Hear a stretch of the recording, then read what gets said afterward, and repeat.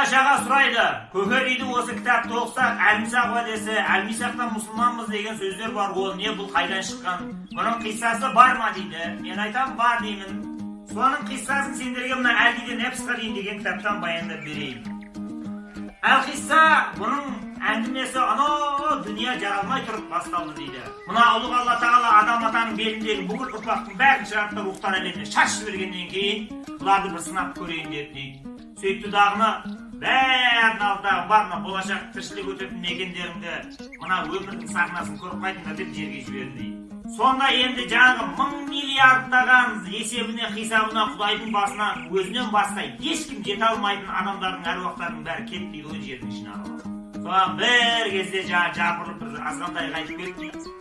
Сонда Тәңір Тағала сұрады, қалғандар қайда? Неге жоқ ма, азайып кеттіңдер дейді. Сонда келген рухтардың бәрі айтты дейді.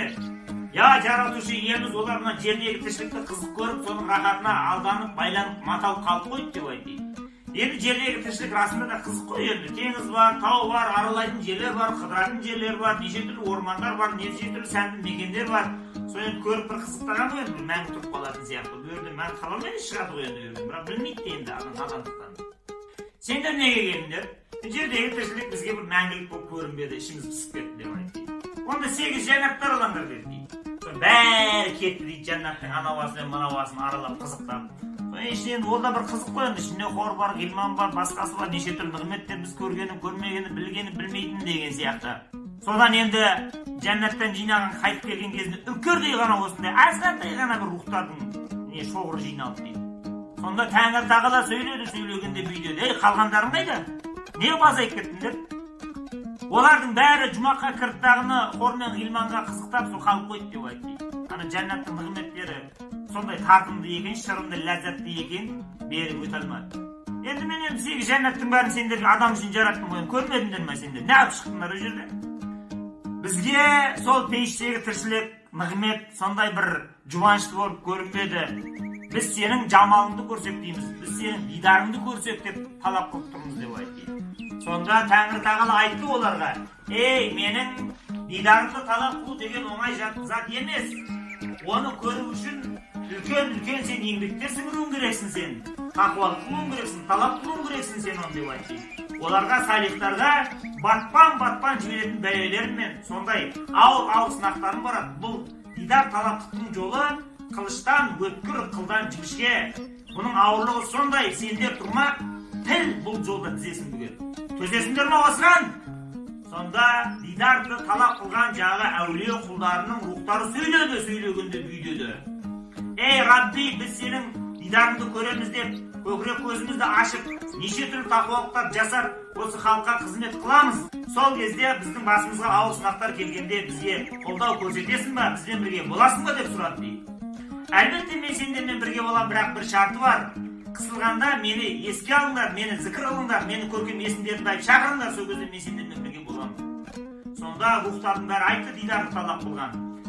Я Рабби, біз қысылған кезде сені міндетті түрде сағаттап еске аламыз, біз сенің есімдеріңді зікір қыламыз деп айтты. Ендеше осылай серттестік, осыған келістік, осы уәдеге тұрайық деп айтты. Сосын бүкіл рухтың бәрін жинар дейді қайтадан. Сосын айтты дейді, ей, аласту би раббикум, сендерді жоқтан жаратып нығметке бөлеген тәрбиелеуші Раббыларың, иелерің Тәңір Тағала, Құдайларың ұлы Алла мен емессің ба деп айтты. Сонда осы дүниеде қыбырлап жүрген, жыбырлап жүрген әлемнің бергі беті, арғы беті, мына Қытайдағы, Үндістандағы, анау Америкадағы, бер жақтағы барлық мына отырған бала сендер бәріміз айтты, қалу бәлә, әлбетте я Рабби, бізді жаратқан тәрбиелеуші сенсің. Ертең дүние тіршілігі басталады, мен сендерді жіберемін. Сол кезде мені ұмытып кетпейсіңдер ме? Қара басып, мына уәделерің естерінен шығып кетіп, жануарға айналып кетпейсіңдер ме? Адамның кейіптерінен айырылып қалып. Жоқ, деді адамдардың бәрі айтты. Жерге түсіп, тіршілік басталып, осы ақыл есімізді бүтіндеген күннен бастап, осы жатсақ тұрсақ сені қайтадан іздеумен боламыз деп айтты.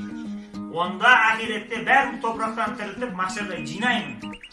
Кім уәдесіне берік болды, кім уәдесіне салғырт қарады, соның бәрін тексеремін. Уәдесін жұтқандардың бәрі көретін қорлық болады, мәңгілік бітпейтін азап беремін деп айтты. Көрдіңдер ме? Сол кезде бәрі болды, біз осыған уәдемізге берік боламыз деп дейді. Әне Әл-Мисақ уәдесі деген адамдардан осылай алды дейді. Енді бұл бұрынғылардан жеткен әңгіме сөйлейін. Сендер кейін есейген кезде біздің мына көкелеріміз, алдыңғы ағаларымыз бізге бір есті әңгіме айтып қалдырма деп бізге ренжімесін деп аз кем сөз шығарып отырмыз әні.